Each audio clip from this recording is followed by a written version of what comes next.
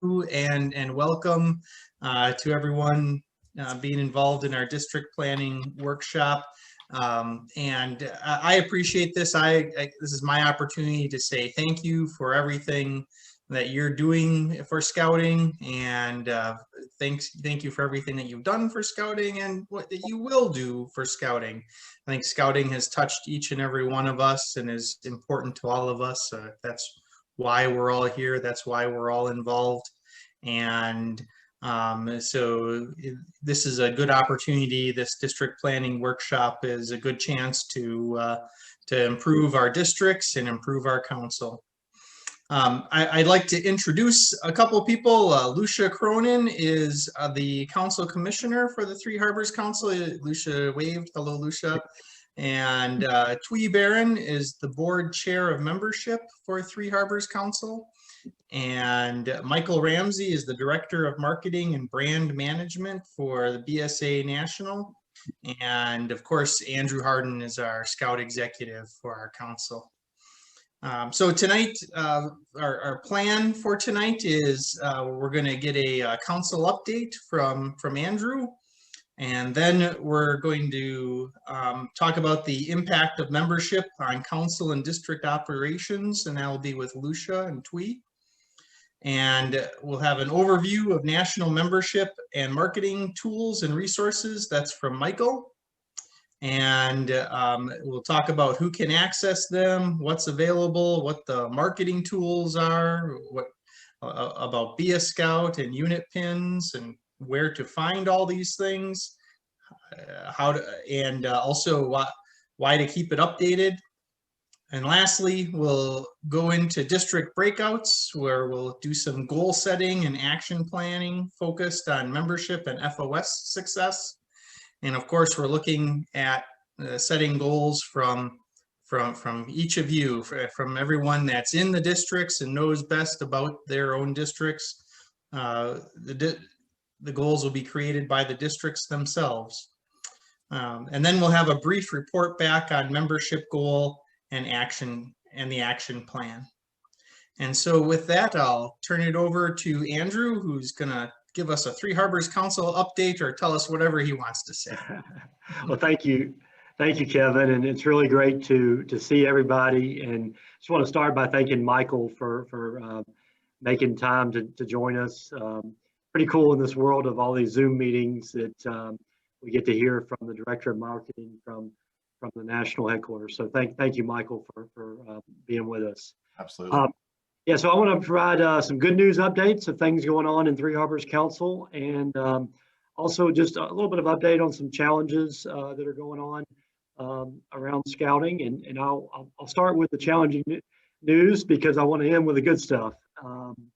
And as I was looking through my notes today to talk this evening, I realized that this meeting a year ago was exactly a year ago. It was on February 18th, 2020. And unfortunately, that's an anniversary for us now. That's when the BSA first filed for Chapter 11. And it was exactly a year ago. The goal back then was to try to emerge from bankruptcy before the end of the year. Obviously, that hasn't happened. It's proved to be a little bit more challenging than anticipated. But we do feel like the BSA will reemerge from bankruptcy sometime later this summer.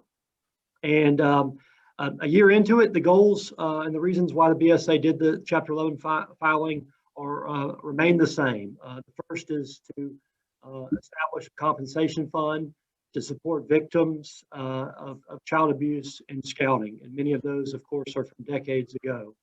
And then the second goal is to ensure that the BSA program that we all know and love today will continue into the future.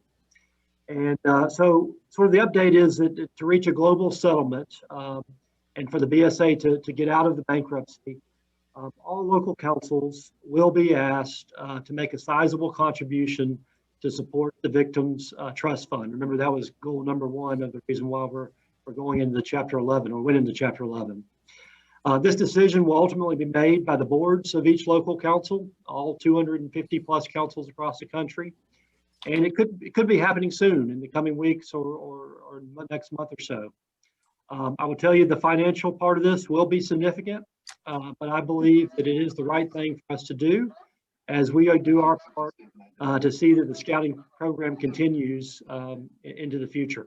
So one thing that I would say that's really been a blessing over the past year is that the bankruptcy has not impacted the local scouting program at the unit level. I'm really pleased that our scouting program has continued.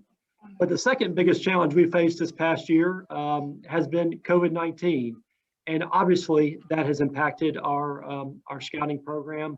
We've seen it in terms of youth recruited this fall. We've seen it in terms of retention. It's just been a big challenge for scouting. But I'll tell you, I'm really optimistic that we're turning a corner with the pandemic, and we're turning a corner with scouting. I had the opportunity earlier today, to talk. If I just pause for a moment, if everybody could turn their on mute, it'll help with the feedback we're getting a little bit. Thank you. Earlier today, I had the opportunity to talk with my scoutmaster. He's 76 years old. This is the troop that I grew up in Troop 11 in Auburn, Alabama. And he just had his second vaccine shot. And he's feeling great and doing great. And also share with you, my scoutmaster also happens to be my dad. So it was really good news to talk to him and hear about that. And I think things like that people are getting vaccines, that the warmer weather is around the corner, is really going to help us see a return to normalcy in our scouting program as we get into to the summer. So now for the good news, the really good news. We were talking about a little bit as people were joining in, but this weekend there's a special event called the Be the Change recognition event on Facebook Live to recognize the inaugural class of female Eagle Scouts.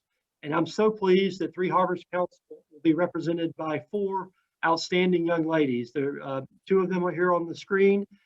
This is Annie and Cassie of Troop 218 in the Southern Shores District. They're sisters, and they're both new Eagle Scouts.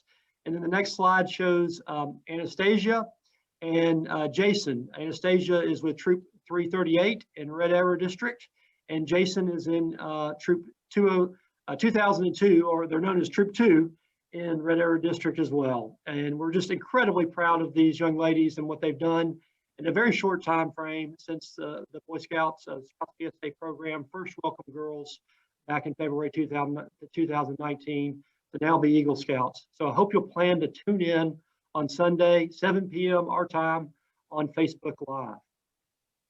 The other really positive thing that's been happening lately is a lot of really cool programs for our Cub Scouts. We've been doing both virtual and in-person programs. And over the Christmas break, you can see photos of the first ever virtual winter day camp in our council's history. We had about 48 Cub Scouts participate. They got to do a lot of the activities you can see there pictured. They had a blast. We're also doing things outside. We're doing activities at both of our camps. This weekend, both of our camps will be busy. We've got Aurora District is doing a Klondike Derby out at Camp IMR. And down at Camp O Dakota, there's a Cub Scouts winter event going on down at Camp O Dakota that will be fun as well. And certainly have plenty of snow on the ground for both activities. But the final event that I wanted to highlight is really probably the funnest event I went to last year. On February 27th out at Camp O Dakota is our second annual ice fishing derby there on Lake Dwyer. And it's really going to be a lot of fun. We have 130 scouts and family members signed up right now, and we know that number is going to grow. So I'm going to close by just saying to everyone that I want to express my appreciation for all you do for scouting in our council. Over the past 11 months, I've been incredibly impressed with how dedicated our leaders have been and how creative they've been in helping to make sure that scouting continues even during this current global pandemic. So incredibly grateful to what you're doing, and I feel like our council has an amazingly bright future thanks to everyone that's on the call tonight. So I'm going to turn it back over to Kevin, and I appreciate everyone for all that you do for Three Harbors Council. Yeah, thank you, Andrew. And then next on our agenda is Twee Barron, our board chair for membership, and Lucia Cronin, our council commissioner. Thanks, Kevin. And thanks again, everybody, for allowing me to join the call tonight. It's great to virtually see everyone. I'm also excited because earlier this week, I was able to join a membership call for all the Area 7 councils. So it's great to connect with colleagues and peers. Also want to really brag about our council and also have an opportunity to share other ideas as well. And what we've started to do is we'll meet monthly, and I hope to share feedback from that group discussion, as well as share the ideas that we come up as a council as well. So I just wanted to share that with the group. But tonight, Lucia and I just wanted to make some comments with regards to the impact of membership on our district and our council operations. I think, as you know, BSA is a membership-based organization, and every year, obviously, as a council and district, we do take care of our members, but even more so during this crazy time, obviously developing them as future leaders and keeping our members safe and well during this pandemic time. As you know, our youth scouts bring parents and families members into the program, and obviously they are volunteers for us as they help us execute a lot of our unit and district activities. But in addition to that, it's an opportunity to really grow future district and council leaders with these parents and family members. I'm an example of that. Obviously, I was engaged in our pack and troop events, and now with the opportunity to be a part of this council and to continue to support scouting and be with others that really love scouting as well. So that's another reason, obviously, for our membership to not only get those volunteers, but obviously get future leaders to continue the scouting program. Our youth also help us recruit youth and other family members into the program in order to expand and continue to grow our membership and activities as we think about that. And obviously our youth and families continue to use our district and council properties in terms of meeting and participating in camping activities. They continue to need our resources as they grow their programs and advance and get involved in a lot of our scouting programs in terms of our leadership. So it's obviously very vital to continue to grow our membership. Lucia, do you have any comments as well with regards to the importance of membership? I sure do. But before I jump into those, I just want to take a moment to say good evening to everyone. Many, many thanks to our dedicated volunteers in Three Harbors Council who are here with us this evening. And a special thank you to my friend, Michael Ramsey. Michael is a professional in the Boy Scouts of America. He and I have worked together at the national level for many years. And for those of you who don't know, there are 253 councils in the Boy Scouts of America. We are one of those 253. Michael Ramsey, who heads marketing for the BSA, is taking time from his schedule. So I feel like our council is very special tonight, that Michael is with us. And by the way, he's with us from the Dallas area. And as I'm sure you are all well aware, that is one of the few places that's had weather worse than we have had here in Southeast Wisconsin for the past week. So Michael, I want to give you a special thanks and a warm welcome to Three Harbors Council being with us tonight. But getting back to the point that Twee was making, how important it is to meet the needs of our youth members and our volunteers in our council. And the needs, they cost money. And creates a need for additional volunteer and full-time support, really to help our units. We want the units to be successful, thriving, in fact. And districts, of course, of which all of us are a part, really provide the local focused volunteer and full-time staff support to those units to help with program planning, program implementation, to help with council campaigns and everything to help a unit be successful. That's why the council exists, to make sure that our units can be successful and the youth are getting the program that we want them to have.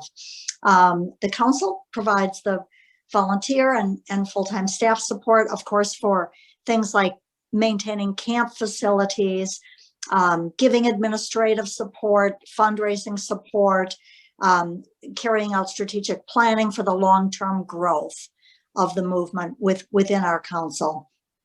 And you know, we're especially interested in membership because, of course, having more youth generates more usage of our camps, more participation in our activities, more product sales, Friends of Scouting donations, all of which it's a whole circle that perpetuates scouting here within Three Harbors Council. So everyone plays a role in scouting in terms of membership growth. And with all of us committing to actively participate in some aspect of growing our membership, that is vital to our long-term success. So thanks again for being with us here this evening. And I'm looking forward to the planning that'll be done tonight and to the year ahead. And then next up, it's Michael Ramsey. It's your show. All right. Well, thank you, Lucia. Thanks for the welcome. I wouldn't be anywhere else. I was just looking at the temperature. It's actually warmer in Milwaukee than it is in Fort Worth, Texas tonight, which I don't think has ever happened before. But yeah, you're right. The rolling blackouts rolled on top of us and stopped, and it didn't roll on. So it's nice that it's only 20 degrees right now here. So it's compared to what it was. So I'm really glad to be here, Lucia. And super excited to talk this evening. So I'm going to do tonight is talk about, I've got a lot to talk about resources and assets, but I kind of want to share a little bit more information about some things that are going on that you might be interested in. Hopefully that screen shows up. Can you see that? Title slide. Excellent. Great. Well, you mentioned earlier the Be the Change event happening on Sunday night, Andrew, and absolutely correct. We have a big production working on right now. In fact, we've spent several weeks working on stories and shout outs from people across the country to this inaugural class. It's hard to believe that it was 2 years ago, February 1 of 2019, we welcomed girls into Scouts BSA. And as of today, we have, and the count's not final because the weather has slowed things down and in terms of getting applications in, but we're looking at almost 1,000 young women have earned the rank of Eagle Scout since then. So it's super exciting. Again, it's not a final number yet. They're still coming in and we're leaving the gates open because of the weather, but it's super exciting. So yes, Sunday night, 7 p.m. Central, 8 Eastern. You can watch it on Facebook Live, or you can also watch it on YouTube as well. So if you don't have a Facebook account, you can certainly watch it on YouTube as well. But we have shout outs from certainly female Eagle Scouts across the country. We have the first female commander of an aircraft carrier is going to be with us, which is super interesting. We have the first woman to pilot jets in the Navy. She flies F-18s. She now works at Duke University. Just some really fantastic things. And even a shout out from Nora O'Donnell, who's the anchor of the CBS Evening News. Special thanks to Scott Berger. Some of you may know Scott, who's a volunteer for us out of CBS in New York. But just really, really great program we're putting together. Please tune in and join us. And a big congratulations too for Anna and Casey, Anastasia and Jason. I mean, what a great story that you've got to tell there locally. So pretty cool stuff. If you do need assets to share on social media, up on the BSA Brand Center, which we'll talk about in a minute, you can find all of the assets, social media artwork, banners, things like that, as well as what we call Swiss cheese or boilerplate press releases. If you wanted to fill in the names of those things and tell your stories locally, lots of really good stuff there. So, hey, so let's talk about membership, which, as Lucia knows, is my favorite topic. I want to share just a little bit of research about membership, a couple of insights. The good news is we did a survey last year as COVID was crushing down upon us, and we began to ask them, hey, what do you want from a youth serving program? What do you want from scouting right now in the midst of all the things that were going on? And they came back and they said, we want to do something as a group, even if it's socially distanced. Almost 50%. So that's what we want. They say we want to do something productive with peers, even if it's online. So I love the stories that you're telling about a virtual winter camp and trying to find opportunities to get together, even if it's online. They say they like online events because they feel like they're part of something bigger. They want to feel like they're part of a movement. And That's exactly what we are. They're looking for service opportunities, and they are looking for outdoor experiences. And I also heard you talk about that too, in terms of trying to find the fishing derbies and things like that. That is exactly what we need to be doing. We heard from Cubs leaders across the country last year. We were talking to them as we did interviews for the summer webinar series. And we heard from parents, we heard from leaders, and they said, we're okay meeting virtually a little bit, but we really want to get outside. So if you have a blend of program that lets us get outside and get away from this, they're really excited and really interested in that. And that has continued to hold true. So I think you are definitely on the right track in terms of finding those outdoor program opportunities and then blending them with indoor learning. You know, every year we do a survey of parents that signed their kids up from scouting, and we have not finished the survey yet from 2020, but we do have some insights from 2019, which I still think are interesting and relevant. This won't surprise you at all, but the number one thing kids want to do, they tell us, their parents tell us they want to do when they get involved in scouting, is go camping. They are looking for that outdoor experience. It's part of our brand promise, and that's what they expect from us. And again, just because we're stuck here doesn't mean we can't deliver an outdoor experience. That's what people are looking for. I think this is interesting, and I think Lucia and I have talked about this in years past, that onboarding is such an important conversation with new families these days. We asked a question year before last that said, or into 2019, which was early part of 2020 for that survey, 50% of people that joined said they had some form of conversation with leadership of a unit before they joined, a pack specifically. Those who had those conversations had a much better joining experience than those that didn't. Those that didn't talk to somebody as part of joining said they didn't have as great an experience. In fact, they were bad. Here's the other insight too. 20% of people said their family didn't feel welcomed in a unit when they joined, and 12% said they never had a communications after they joined, which just drives us all crazy, right? After we've done all this work to recruit families in, and yet they never hear back on when schedules are. So I wanted to flag that because, you know, I think a lot of us are maybe generational scouting families, and we understand what scouting is, and it's easy for us to get in and keep running, but a lot of non-generational scouting families don't have the context. So I think it's important to over communicate that as you welcome new families into the organization. You know, I heard the marketing director at Yelp speak year before last, and he shared some insights that actually reminded me of this research. You know who the most important person in a restaurant experience is? It's this person. It's not the waiter or waitress. It's not the cook. It's not how clean the restaurant is. Oh, that's a big factor for me. But somebody who can blow an experience at a fantastic restaurant is the very first person they greet when they walk in the door. So I think that applies to scouting as well. What foot do we put forward to welcome people into the organization will really have an impact on their experience in scouting. So let's talk about recruitment in 2021, right? It's a different world. We began to pivot last really as we were folding down recruitment in 2020 and getting ready for 21. One of the messages that had tested really well for us as a part of the Scout Me In campaign was escape the great indoors.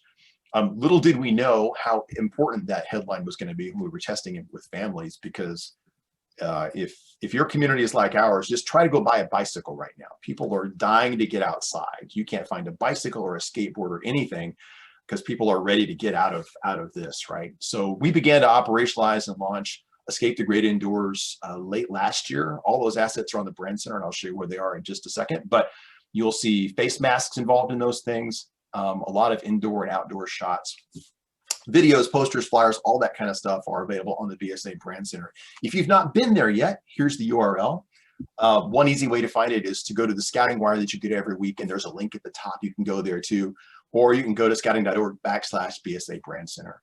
If you've not been there, go check it out and just play around a little bit, because it is everything you would need in terms of recruitment asset. Again, posters, flyers, yard sign stickers, high-res video assets, all organized by folders in that section. If you don't see what you're looking for, there's actually a really robust search tool there. So if you searched for, you know, kids in a canoe, you'll find tagged images that have those types of images in them as well.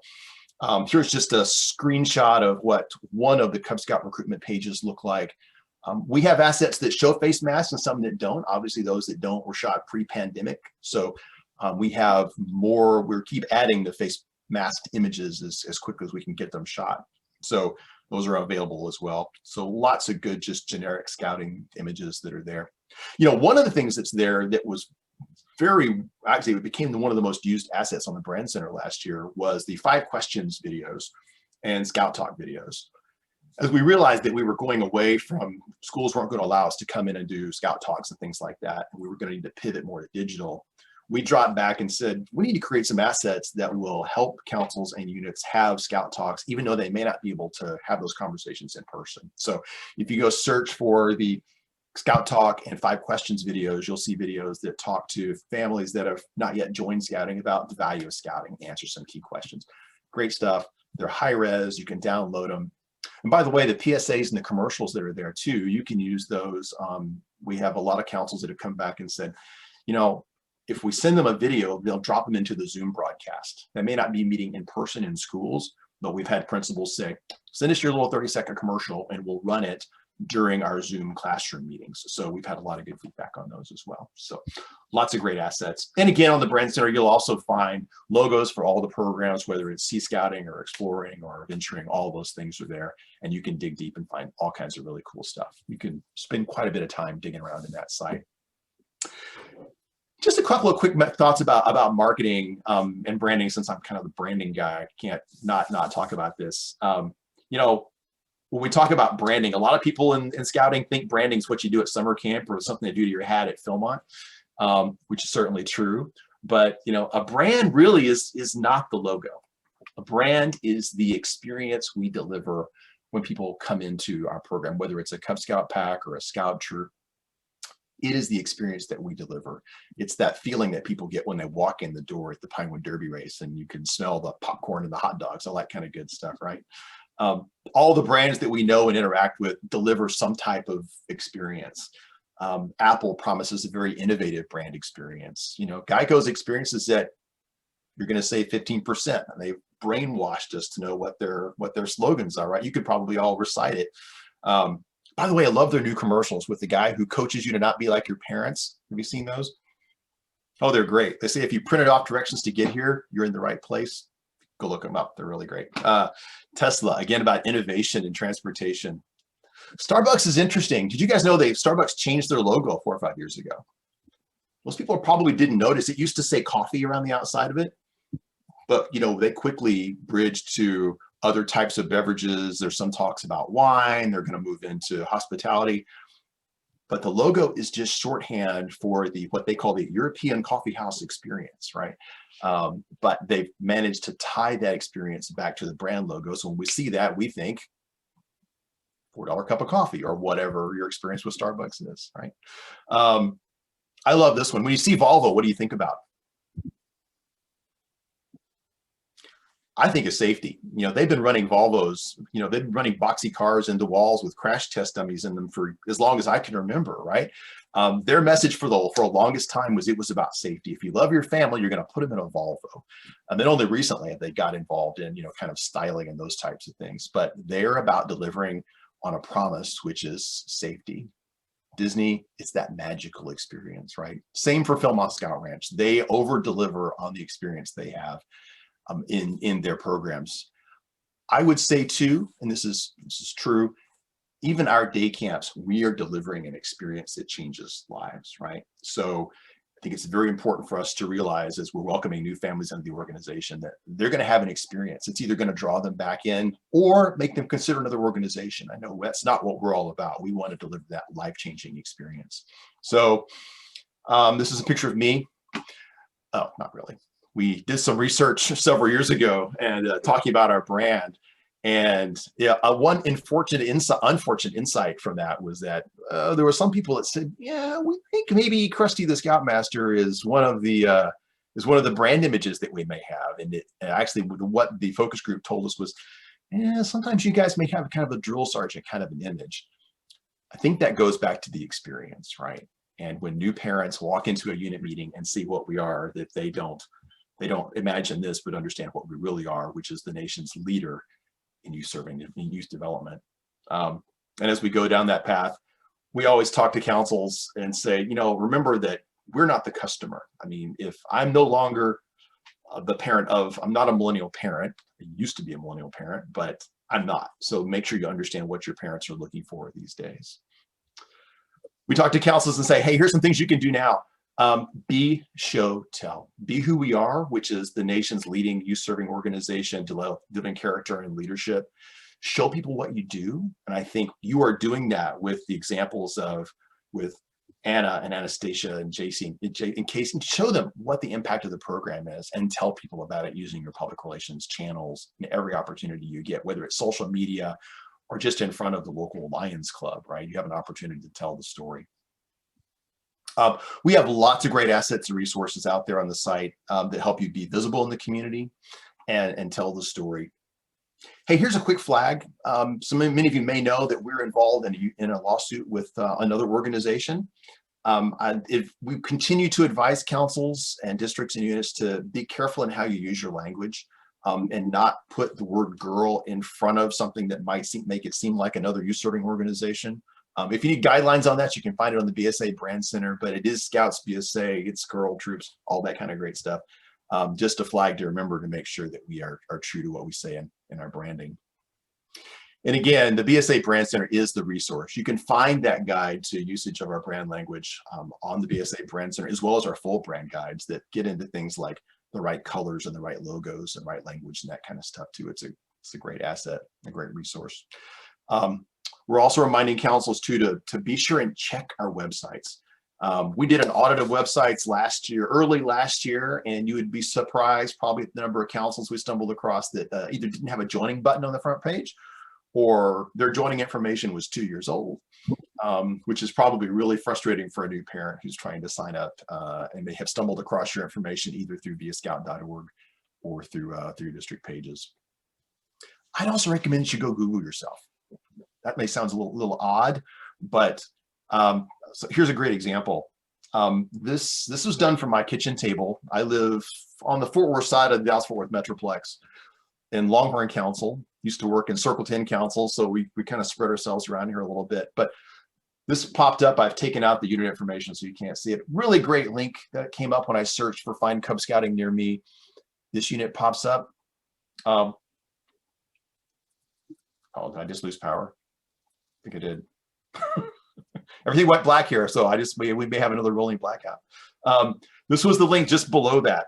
I don't know what this is. I think it's a scout hut, but what shows up in the Google picture is clearly a tractor trailer rig and a load of, I don't know what that is, but it's not a scout troop. This was also on the same page.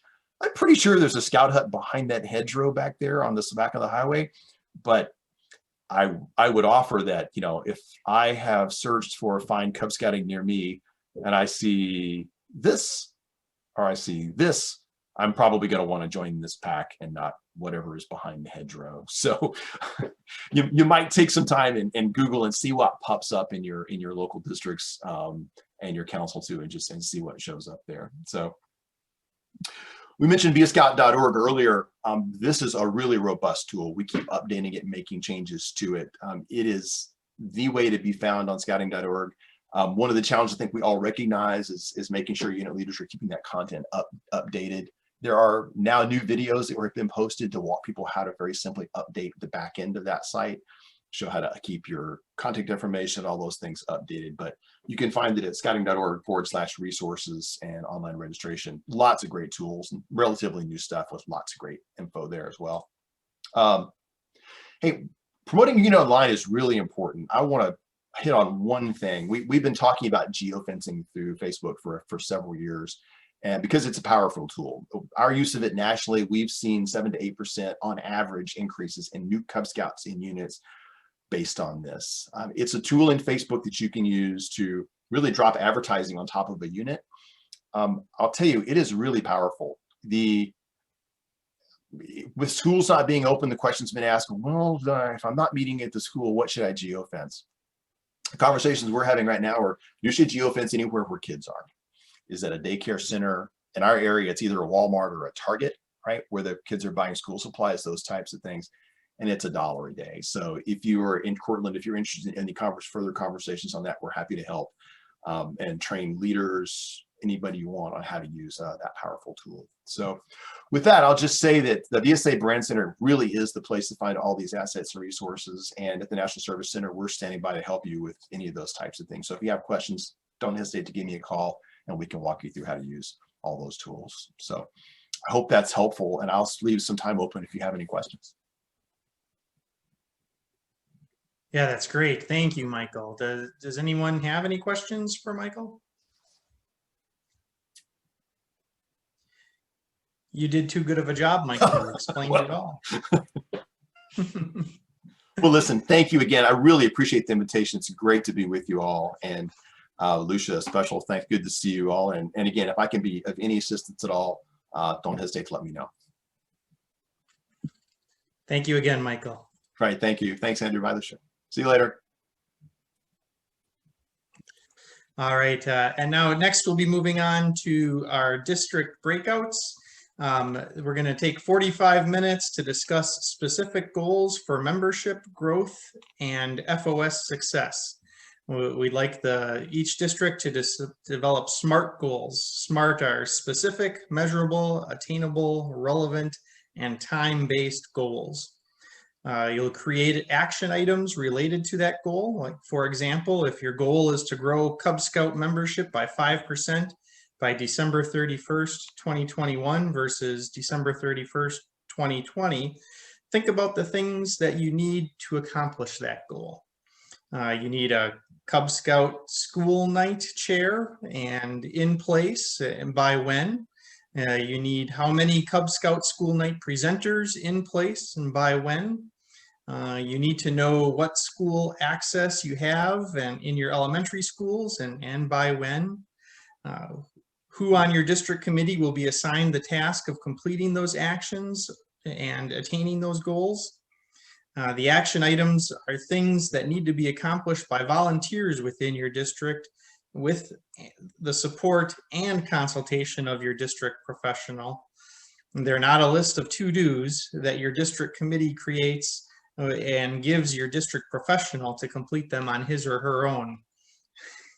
I think that's an important one from all the district professionals, of course.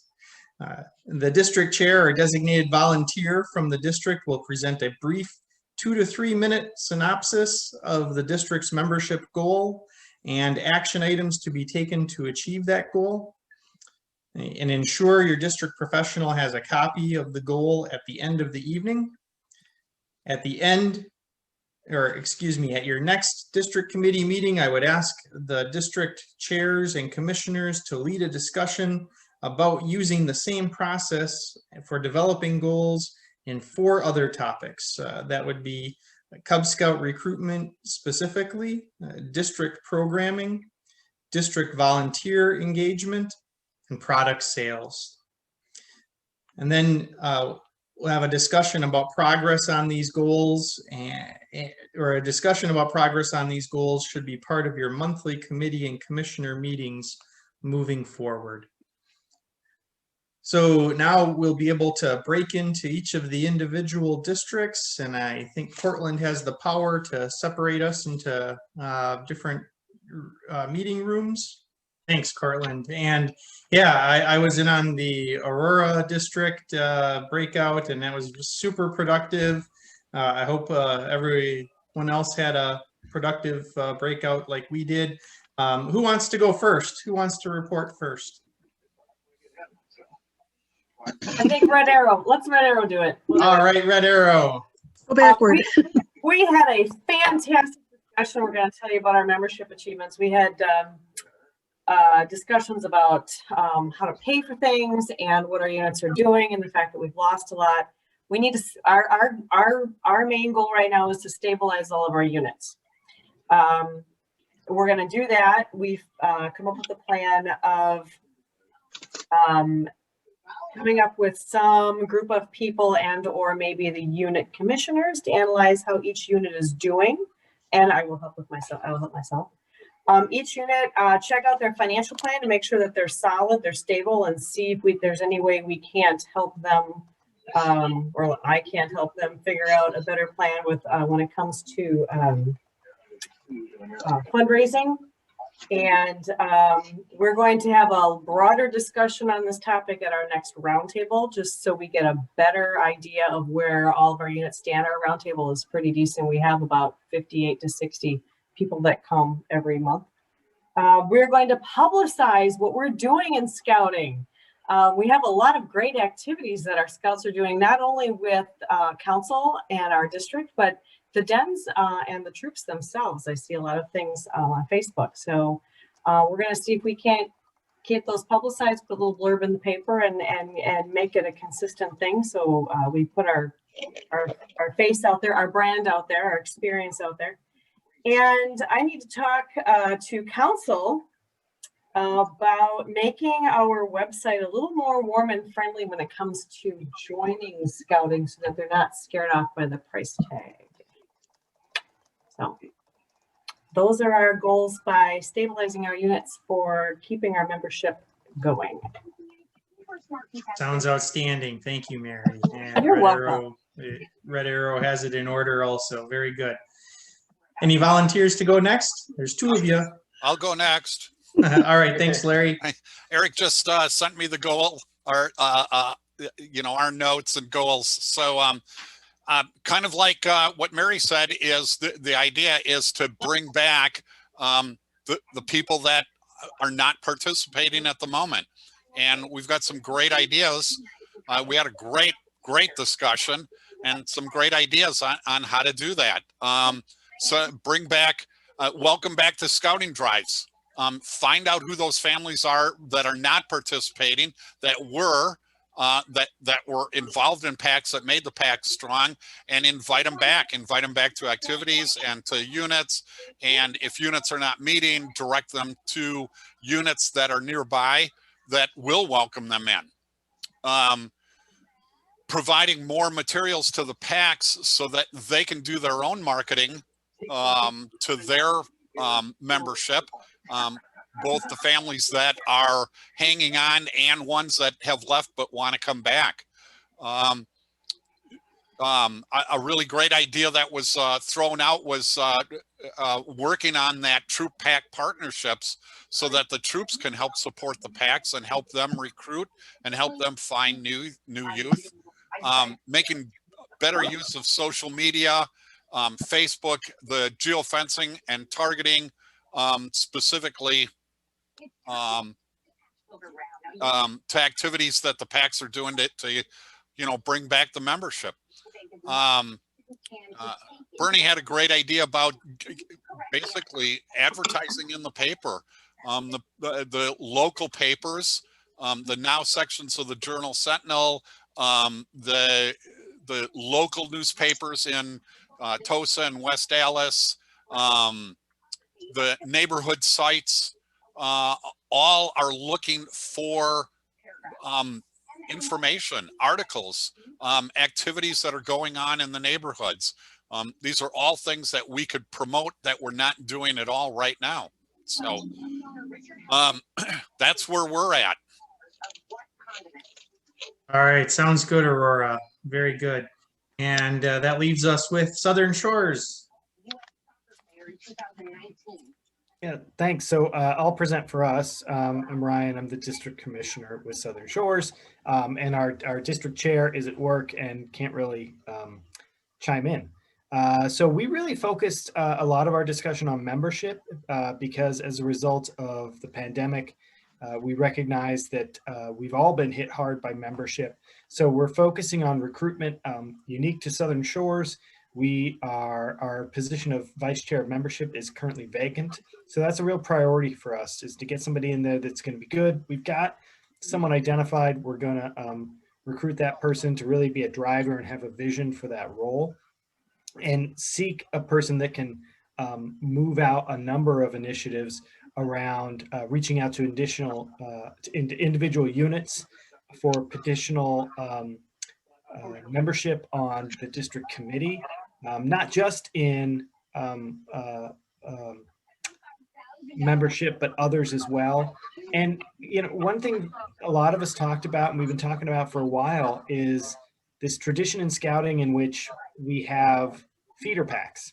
which is great, and we support it, and it's a wonderful thing. But we also lamented the fact that we all have stories of youth that come into their troop that is, their pack is the feeder, and it's not a good fit. And they got rid of the requirement to visit more than one pack. And so really working with that vice chair of membership to push out to our units that kids should be visiting more than one troop when they cross over, to really find the best troop for them so that they'll stay in scouting for more than 1 year. We don't want to lose some kid because they go to a troop that's the wrong fit for them. Some other things around Be a Scout and the like, and doing a better job on school night. And then we're also going to do open house training and some other minor things like finishing up our charters and such, which we anticipate that being done rather quickly. But that was largely our focus.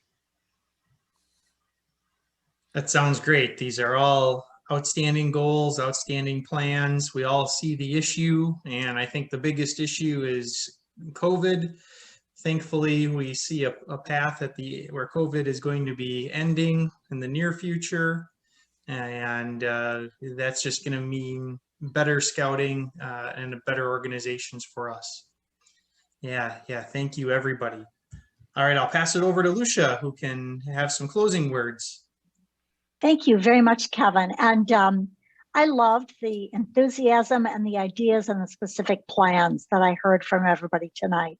Mostly, I want to thank you for being involved, not just in the meeting tonight, but in all that you're doing for scouting. So there will be follow-up to this. We need to take it from here and really flesh out the plans and implement the plans. So thanks to everybody who was here tonight, and we'll all keep working hard, and have a good evening.